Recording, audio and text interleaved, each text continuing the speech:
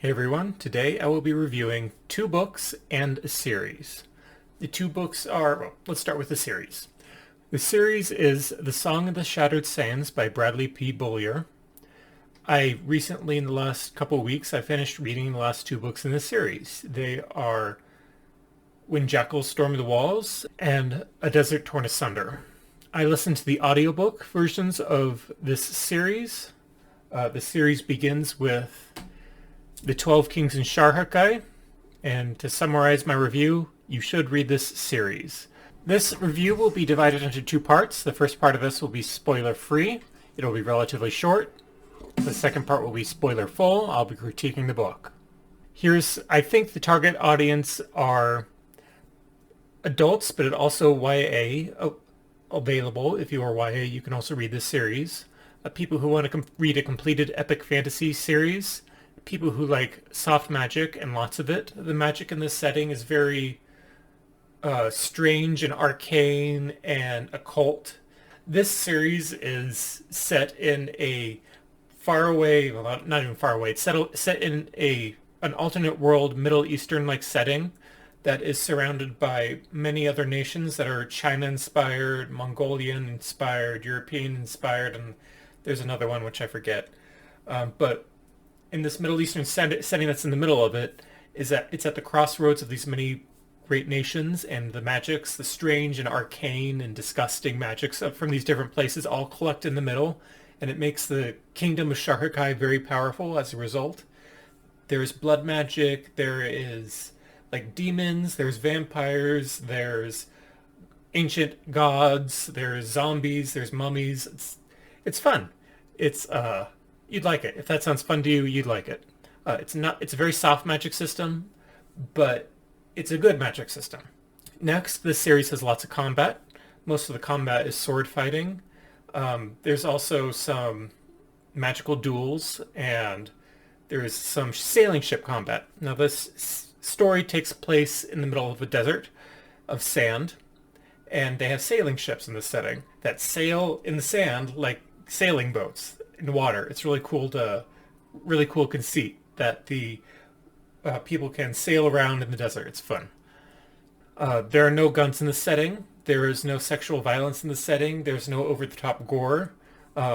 This is sort of a grimdark-ish book. There is like politicking, factional politicking. Life or death is on the line. Major characters live and die. There's torture. It's one of the things that happens in the story, but it's relatively minor. Okay, and now that I've gotten the unspoiled portion of the story out of the way, let's move on to the spoilers. I want to talk about the beginning. What was my emotional response? I loved this series. I've been reading it since the first book came out years and years ago. I've been anxiously waiting the day for the final book to come out so I can finish it, and it was everything that I had hoped for. Okay, what is the concept and the execution of the story? The series starts as a revenge quest. The protagonist's name is Cheda, and she wants revenge. Her mother was assassinated. Her mother was killed by the kings of Shar-Hakai, and she wants to kill the kings in return. The thing is that there are 12 kings. They are rich, they are powerful, and they are immortal, making them very difficult to kill. However, what Cheda has going for her is the fact that the gods who made the kings immortal also gave them weaknesses, and Cheda has the ability to find those weaknesses and exploit them and kill them. So Cheda must solve ancient puzzles, ancient riddles, must figure out what the gods are planning when they made these kings immortal, and she must also risk her life and actually do the deed of killing these powerful people who are protected by many people. Oh, and did I mention the kings have an army of zombies? The kings have an army of zombies.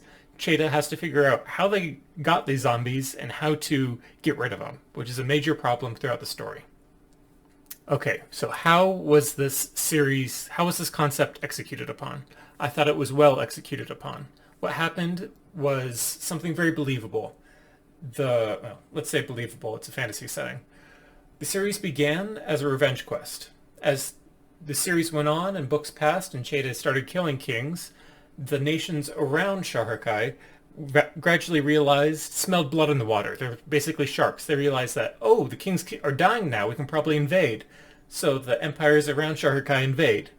which was a really nice way to pick up the pace of the series in the middle, right when it was starting to lag. I liked that when that happened.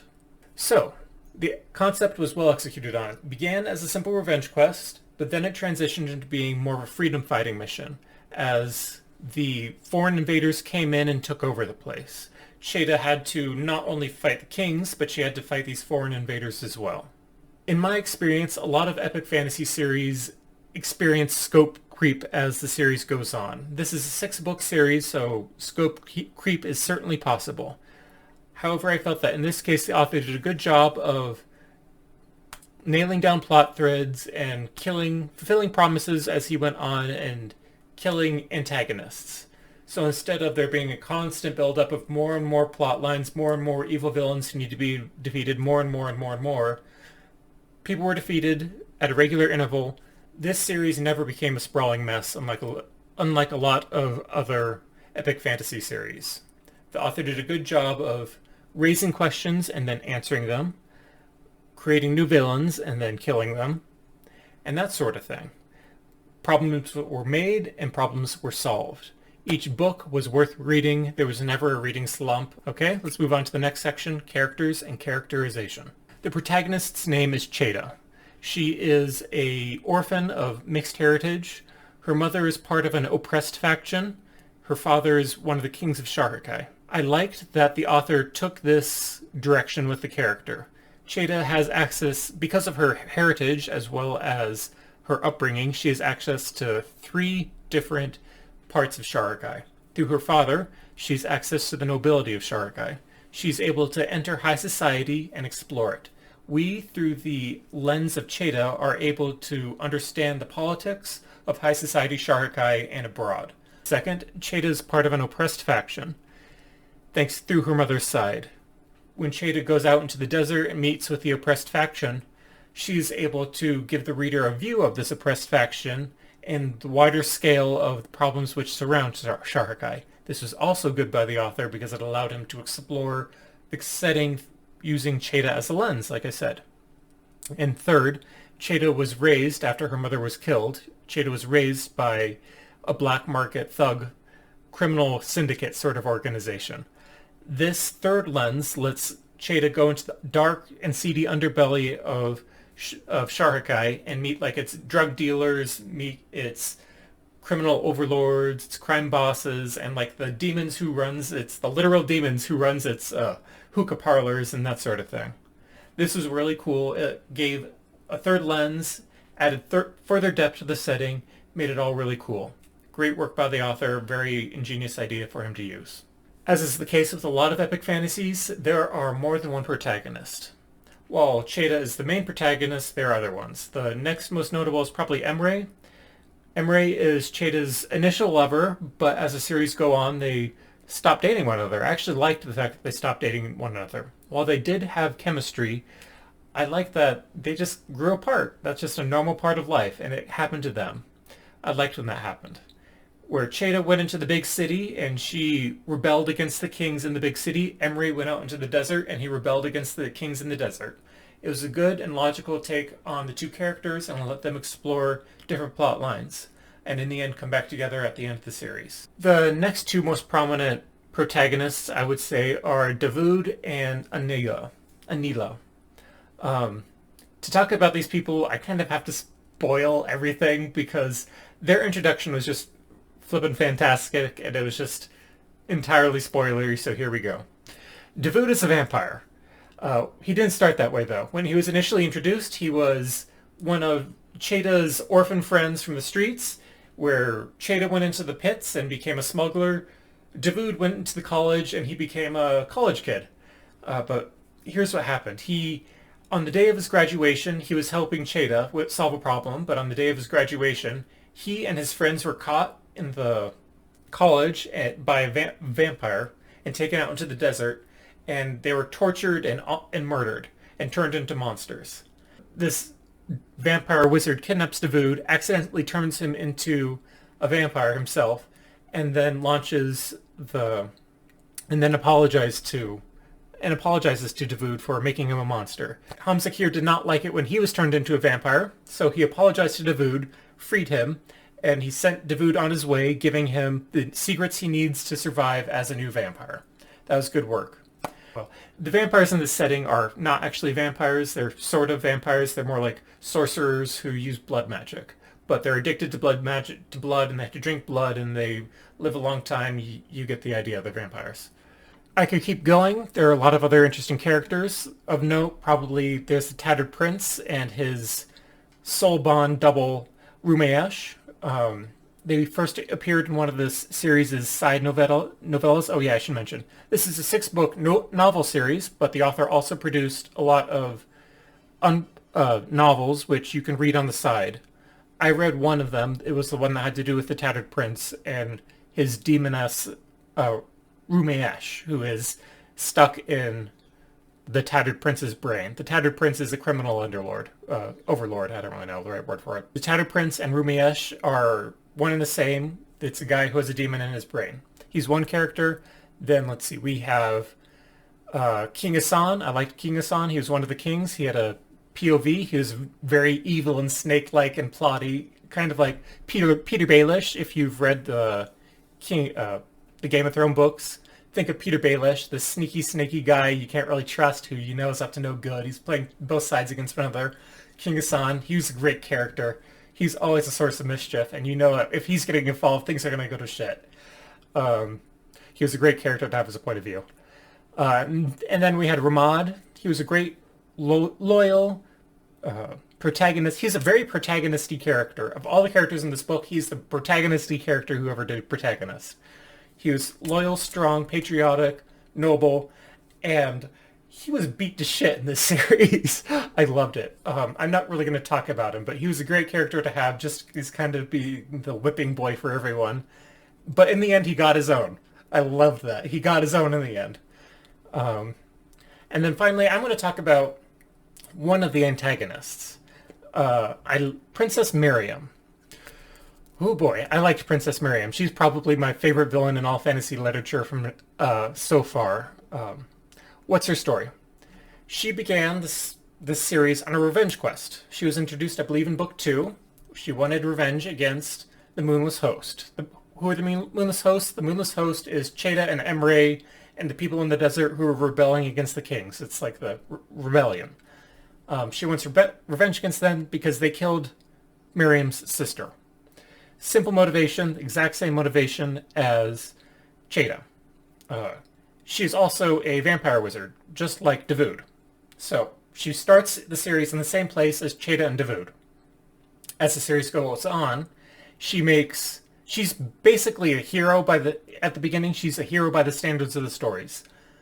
As the series goes on, she makes one bad decision after another, slowly pushing the envelope a little more, and a little more, and a little more. She undergoes a corruption arc. And over time, she falls from grace. And I really liked it. In the end, she gets her revenge. She kills the people who killed her sister. But what happens is that's not enough for her. She's had a taste of power now, and she wants more. And she'll do anything to get it. And she starts the series as a hero by the standards of the series, and she ends up being a villain. Not only the villain, she winds up being the big bad. And I love that. The author successfully pulled off the whole hero to villain, hero to big bad character arc. I totally expected King Asan to be the big bad at the end of the story. Nope. It was Princess Miriam. I loved that. Complete out of left field. Never expected it until maybe 2 books prior. Great work. I need to compliment the author for his metastructure in this series as a whole. The earlier books in the series were all about the kings of Sharakai and the revenge quest against them. As the series went on and the kings died, like I mentioned earlier, the plots were raised. There were fewer kings, so naturally Cheda's task of killing kings became easier as the status quo in Sharakai became less stable. So the author brought in outside nations to up the stakes and up the tension and create change in the plot. It was no longer a revenge quest, it became the freedom fighting mission. I liked that because it meant that the series took off in a new direction, which worked well for the story. Now, pacing overall in this series was fast. I wanted it to be shorter, or slower, honestly. These books had lots of combat, lots of action, lots of violence, They were going from action to action to action, like thieving scene to fight scene to running away. The characters never had a chance to sit back and breathe and chill and like ruminate and like be friends. I like that when that happens sometimes. I like for the characters to settle, be calm, sit around for a little while, maybe have some sex on the side. I just like when characters are happy. That didn't happen. It was all action, action, action, action, action. And finally, I really liked the settings magic system. The author used a very soft magic system, which was all... well, let's start with the vampire wizards, which is the main form of magic in this setting. These people use strange rituals, hidden prophecies, arcane riddles, that sort of thing. They go out of their way. They gather dust motes at midnight when the moon is full. They kill unicorns. They cut off their horns. They use them in secret rituals. They form strange ritual diagrams on the ground. It's blood magic. That's what it is. It was great. It made the setting feel really lived in because the characters would have to go out of their way to get these specific ingredients from out in the desert or from the bazaar in town or that sort of thing. They'd have to order it from another part of the planet. They'd have to get the special ingredient in from another part of the planet to solve this problem that they're having, which is a really great use of the setting. It really fleshed out the setting and really made it vibrant and showed that the setting is, there's a lot more to the setting than just Sharakai. This is a huge place, and the magic is part of that. Next, I'll be talking about the Authorial Voice. The author's use of a soft magic system really brought the setting to life. The soft magic system involved the use of various reagents, fungi, minerals, taken from all around the world. The fact that these come from specific plants and animals and locations brought into Sharakai from all around the world really fleshed out the world and made it seem like more of a lived-in sort of place to be. As a result, I felt that the world building was better than average. The world building felt alive. It felt like you could travel 100 miles one way and you'd wind up in an entirely different location. That'd be really cool. There's probably its own adventures going on at the same time. That's what it felt like. Next, I want to talk about the audiobook. It was great. Here's the thing, though. I listened to all 6 audiobooks. The first 3 books had one narrator. The second 3 books had another narrator. The first narrator was Sarah Coombs, I believe her name is, and the second one was Kate Redding. Kate Redding's my favorite audiobook narrator. Sarah Coombs also did an admirable job of narrating this series. But I know a lot of people have problems. Okay, let's go back to the Dresden's Files and specifically the novel Ghost Story. When that audiobook first came out, it had a different narrator from usual, and people threw a hissy fit. If you're going to throw a hissy fit because this series has 2 narrators, here it is. Read the paperback version or the ebook version or the hardback version. So I enjoyed this series. I'm very much in this series' target audience. If you believe you are too, you should definitely check it out. This is a fast-paced set story, lots of combat, and political factioneering from basically page 1 in the first book. So if you like Game of Thrones or Joe Abercrombie because of the politics, definitely check this out. This has good politics, nuanced, lots and lots of factions. Everyone's in it for themselves. For an enjoyment rating, I'd give this a 5 out of 5. I enjoyed this a lot. For a literary rating of like how good I thought the prose was, how good I thought like the pacing, the characterization, the structure, and all that, I'd say that was between good and great, sliding towards great. Similar books would be The Throne of the Crescent Moon by Saladin Ahmed, in terms of being a similar tone, similar setting, kind of similar action-y vibe. And then I'd also say The Poppy War. Now, The Poppy War is a lot more violent. There's a lot more like gross violence. This isn't gross violence in the same way. But it's like similar politicking, similar kind of feel of revenge and nastiness and kind of gritty people. That sort of thing.